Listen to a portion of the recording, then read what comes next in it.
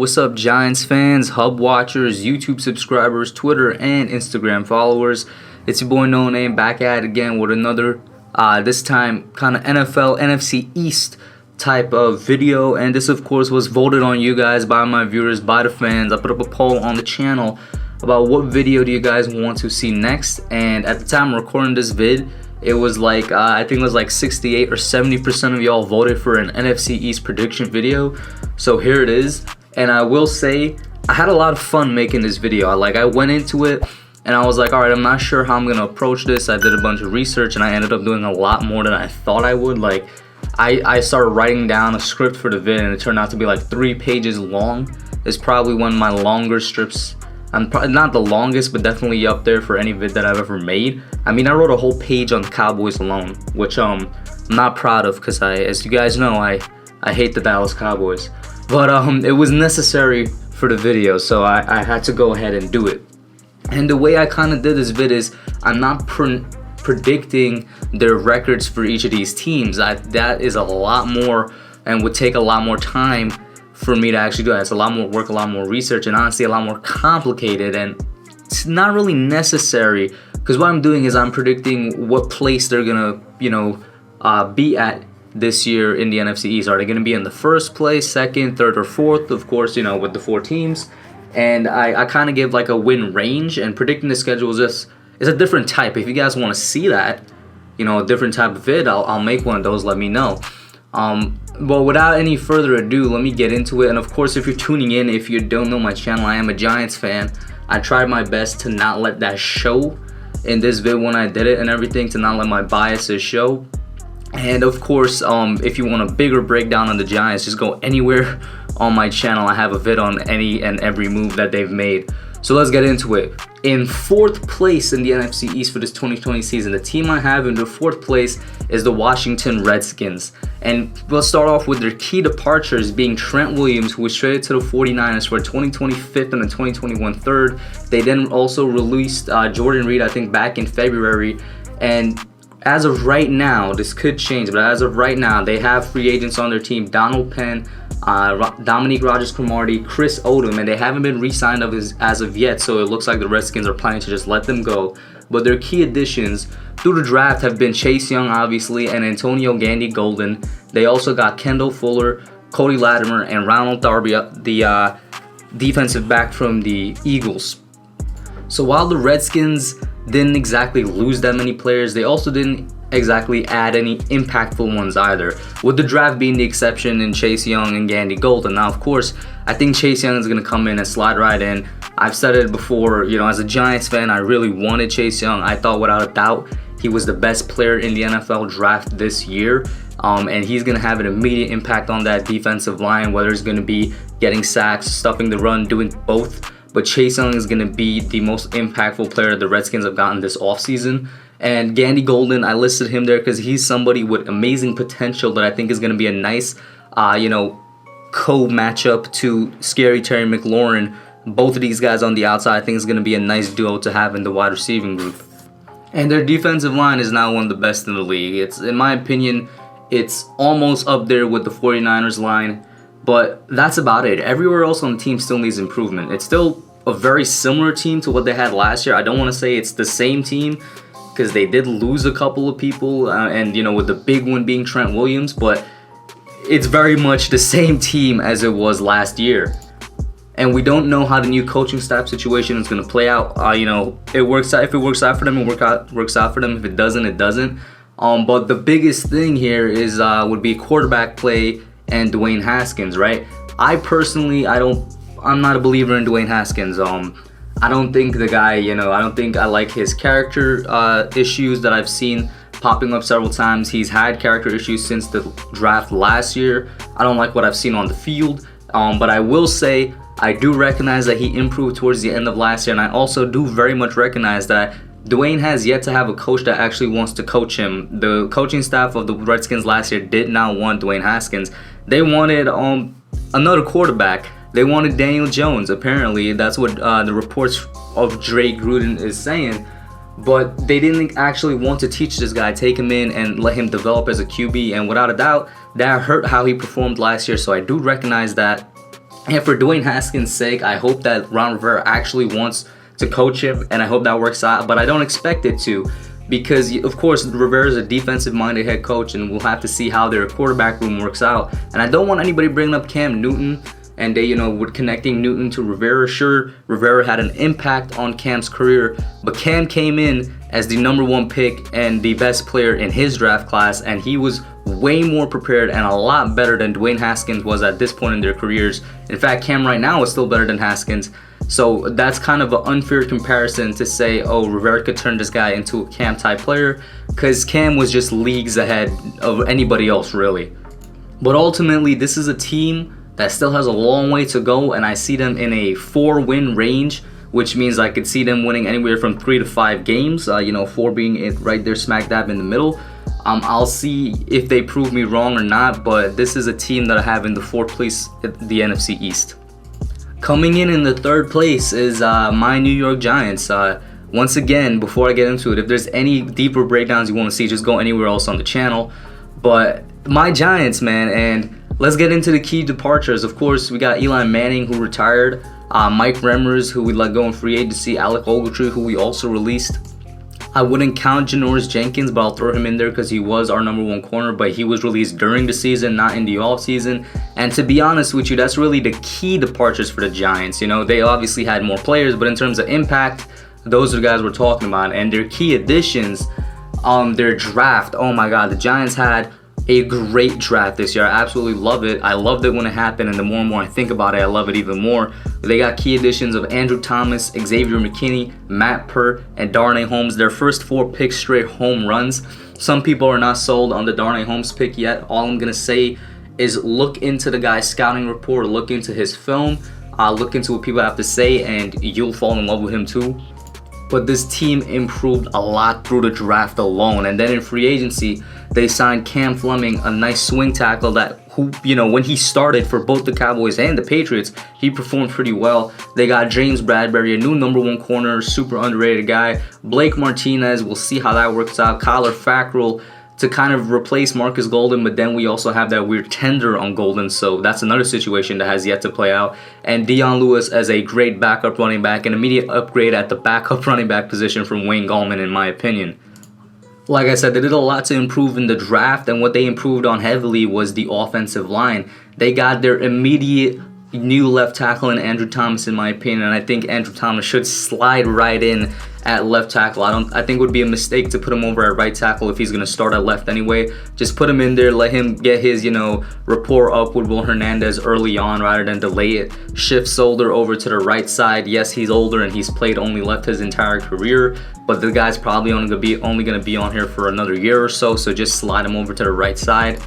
You got a potential right tackle of the future in Matt Pert, who was, regarded as the top project tackle in the class. This is somebody I believe has the potential, and the keyword here is potential, to improve and be on like a top 20, top 15 type right tackle in the league. Once again, keyword being potential, hits what Matt Pert needs to improve upon right now is his technical ability, but he has all the physical traits and the football IQ to get there. Let me not get too deep into that rabbit hole, but the Giants' offensive line, in my opinion, is heavily improved, and that's going to help out a lot with their offense. I personally believe that if this offensive line clicks, it's going to lead to the offense being a top 15, maybe even top 10, offense in the league, offensive group in the league, with the power of Saquon Barkley running through what would finally be a average to good offensive line. That alone is going to do wonders for them. Saquon had 1,300 yards his rookie year on a bad offensive line, and last year he was injured and still got 1,000 rushing yards behind a bad offensive line. You could only imagine what he could do with a good one. And of course, the protection for Daniel Jones now. Daniel got sacked a lot of times last year. And he has his fumbling problems, but having a good offensive line gets rid of like half of those fumbling problems. And it opens up more things for the wide receivers, and Darius Slayton, Shepard, and Tate. This good offensive line is going to do wonders for this team on the offensive side of the ball. That being said, the defense still needs work. We still need a coverage linebacker. It's something that we've needed for a while now. We still need somebody who's a legitimate threat to the QB in terms of a pass rusher. Maybe if Golden comes back, we're going to have him in that, but Golden isn't exactly like a top 15 type guy. He's more so on the bottom half. And the secondary is technically still needs work. We got a lot of players there now. Of course, Xavier McKinney is somebody that I think is going to slide right in and be a nice weapon alongside Jabril Peppers. Two very versatile safeties that could blitz, and McKinney can really cover. But we still, in the cornerback group, there's still work that needs to be done. Of course, we have a ton of bodies in there now. And hopefully one of them works out. I expect at least one of them to work out. And the secondary went from being the weakest to the one that could potentially be the best group on defensive side. It's just that you won't know until you see them on the field. There's a lot of bodies back there. We'll see how it works out. And we still maintained one of the best defensive lines in the league in terms of stuffing the run, which is needed in the NFC now, which has a lot of teams with great running backs. So the defense still needs work, but I think the offensive's there. And this is a team I see in the 6 or 7 win range. Of course, in my scheduled prediction video for the Giants, I had them as 7-9. I see them very strongly in that 6 to 7 win range. And I forgot to mention with Joe Judge and their new coaching staff, that's a wild factor also. But their coaching staff as a whole has a lot of experience. You got former head coaches on there like Jason Garrett and Freddie Kitchens. You got guys from the college level that were very successful. The coaching staff as a whole is a lot more experienced that people actually think. It's just the head coach that is not very experienced, which is going to be an interesting dynamic to see how it plays out. Coming up in second place is the Philadelphia Eagles. Now, of course, this means that the Cowboys are who I have in first place, but we'll get there when we get there. Let's talk about the Eagles. Their key departures being Nigel Bradham, Darren Sproles, who retired, Nelson Aguilar, Halapuli Vitae, and I just butchered that. I'm just calling him Vitae, the offensive tackle, Vinny Curry, the defensive end, Ronald Darby, and Malcolm Jenkins. Their key additions from the draft being Jalen Reagor, who in my opinion is really just a Nelson Aguilar replacement. Jalen Hurts as a backup QB. I don't care what anybody says that he's a gadget player and whatnot. If you draft somebody in the second round, when you have a quarterback on board already, they're going to be a backup and a potential heir, and that's what I think he is. They got Marquise Goodwin in a trade with the 49ers. They then traded for Darius Slay from the Lions. They gave up a 2023 and a 5th, and they signed Javon Hargrave. Once again, keyword here being these are the key additions and key losses of the most impactful ones. There's more, and there was a ton for the Eagles on both sides of the ball, departures and additions. But let's get into it. So the Eagles lost quite a few players this offseason, and then they weren't just random guys either. These were players that were either a solid depth piece, which is not easy to come by. Solid depth players is very hard to come by in the NFL, or a starter that has such a great, positive impact on their team, especially during that 2017 Super Bowl run, which was once again a team that was completely built by solid veterans and depth. And that year they were like the best depth in the NFL. All of the defensive players that I listed here had a major part in that 2017 team, and they were either starters or at this point they were rotational pieces that saw the field so much you could basically consider them starters. And so when they're gone, it's a major loss to the team. Now I can kind of understand why the Eagles let go of them. A lot of people don't realize this, but the cap situation for the Eagles is basically as bad as it is for the Cowboys, and they needed, cap space to re-sign other guys. But the cap situation for the Eagles, the way it was built is that these solid veterans in depth that they had on the team, they were on a lot of backloaded contracts that were going to come very, very soon. Then on the offensive side, the guys that I listed, they lost a good backup running back, somebody that would have been a nice tandem with Miles Sanders back there. A starting wide receiver, which by the way, starting wide receiver and starting linebacker were probably the Eagles' biggest need this offseason, and well, they didn't exactly get that starting linebacker in my opinion, and they then lost depth at the offensive line, the offensive tackle with Vitae gone. They tried to address wide receiver during the draft, but in my opinion, they ultimately did not get the true speedy guy, the true deep threat they were looking for in the draft. They drafted Jalen Reagor in the first round, who does have a bit of quickness to him, but when I look at him and you look at his tape, he is ultimately a Nelson Aguilar replacement, which is not what the Eagles needed for Carson Wentz. And then they also ended up taking, like I said before, Jalen Hurts, a quarterback, in the second round. Now, I'm not going to get on the Hurts pick for the fact that, you know, he was projected to be a third, fourth round guy, that he wasn't worth to be taken in the second round, because a lot of people said that about my guy and Daniel Jones. So I'm not going to get on Jalen Hurts for that, but I am going to get on the Eagles because they're trying to play this off as though it's not an insurance policy. They're trying to play it off as though he's not a potential heir to Wentz. You take a guy in the second round when you have a injury-prone quarterback, he's going to come in and start for that quarterback and maybe even replace them eventually. It's a high pick that they used up on him. And it's potentially a high pick that could have gone elsewhere. Once again, they did not address that starting linebacker spot, which is something the Eagles have kind of ignored for a while now.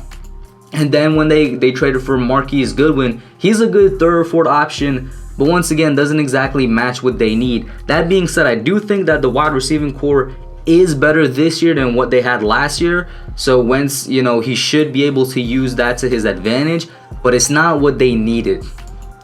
They then also got Darius Slay, which was a nice addition, but honestly, it's not something that I expect to have a major impact on the defense. And some people, some fans, both Eagles fans and non-Eagles fans, are kind of hyping up the Darius Slay trade. And Darius Slay hasn't been an elite cornerback in the NFL for about 2 or 3 years now. The guy is, on the lower half of his career, but in terms of performance, I haven't seen anything from him that warrants the hype that this trade is getting. He's definitely an upgrade at the position, in my opinion, from Darby to Slay, but he's not an elite cornerback that people are pinning him out to be.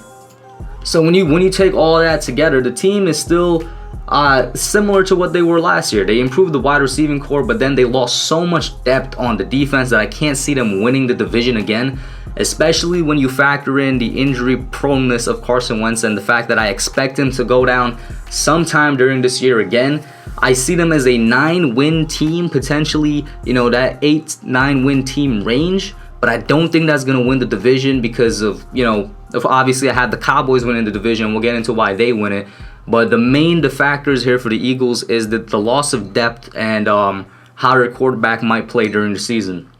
Now, finally, we're at first place in the NFC East, where I have the Cowboys.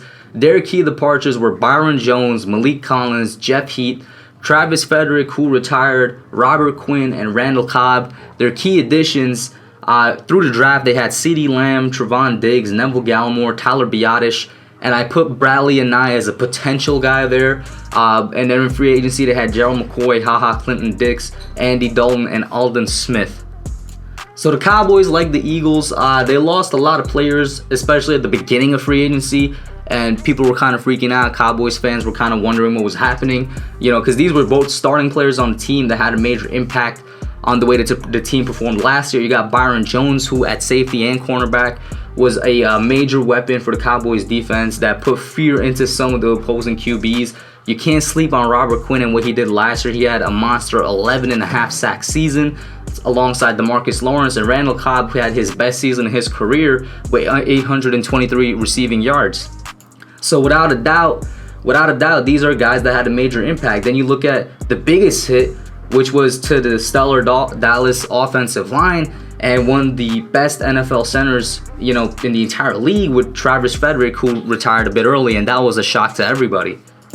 But there's two reasons that these losses affect the Cowboys less than the Eagles' losses affected them. The first reason is the replacements. Dallas, unlike the Eagles, found great replacements that are that are like on par with most of their losses, or project to be so. Of course, when I'm talking about projecting to be on par, I'm talking about their draft picks, and then they still also improved other needs on the team. Dallas, and I hate to say this because I'm a Giants fan, they had one of the best drafts in the league this year. They managed to scoop up quality players throughout all the rounds. Lamb was probably the best receiver in the entire class, and he fell into Dallas's hands.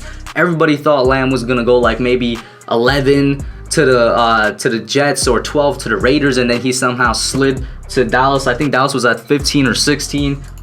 And now you actually have a wide receiving core that I'm terrified of. Beforehand, I was never really scared of the Dallas wide receiving core, but now you got a trio of Amari Cooper, CeeDee Lamb, Michael Gallup. That is something really scary, especially when you pair it up with Zeke, you know, one of the best running backs in the league, and a Dallas offensive line that is still going to be top 10 in the league because they picked up Tyler Biadasz, who is probably the perfect replacement for Travis Frederick. Tyler Biadasz was a top 5 center in the class, and he was my personal number 3 center in the class that fell all the way down. I think they got him either in the 4th or the 5th. I wanted the Giants to pick up Tyler Biadasz so bad, and he slid and he slid and he fell into the Cowboys' hand. And this guy is literally the perfect replacement for Travis Frederick. He's almost like a mini Travis Frederick, you know, a younger version of Frederick. Great in pass blocking and run blocking. There's nothing bad that I can really say about Tyler Biadasz, and I'm really jealous of the fact that he went to the Cowboys. Expect him to be a plug-and-play player for that line. And then, while I thought it was a reach for Trayvon Diggs, they still drafted a good replacement for Byron Jones. Not somebody that I think is going to be on that Byron Jones level, but he's going to be more than serviceable in this defense. Another plug-and-play player that's going to come in and do a good job there. They then, you know, they signed Gerald McCoy to improve that defensive line, and then in the draft they picked up Neville Gallimore, further, you know, bolstering that defensive line. They got Clinton Dix, who was, in my opinion, an immediate upgrade to Jeff Heath at safety. You know, Clinton hasn't exactly had his best year since like 2016 or 2017, but he's still more than serviceable. Once again, I think an upgrade from Jeff Heath. And one of the interesting signings, or the most interesting signing, would be Andy Dalton, who is going to be with the best backup quarterback in the league, and he's definitely a fringe starter. I mean, Dalton, if asked to, and this might be a hot take, will be able to take this team to the playoffs. He's done it before with Cincinnati teams of the same caliber, and even Cincinnati teams that were worse than this Cowboy team. And if he's asked to do it, I fully expect Andy Dalton to be able to take this team to the playoffs. Then the second reason, you know, other than the replacements, why I think the loss of impact players isn't going to hit them that much is because these impact players ultimately led to nothing last year. You know, they had a disappointing 8-8 season. It was an extremely talented roster that didn't do anything. It didn't perform.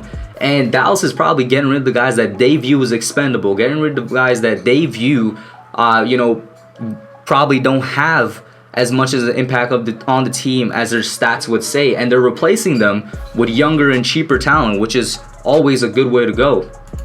And the third reason you could even list, you know, one thing ultimately to note is that Dak is going to ball out again this year.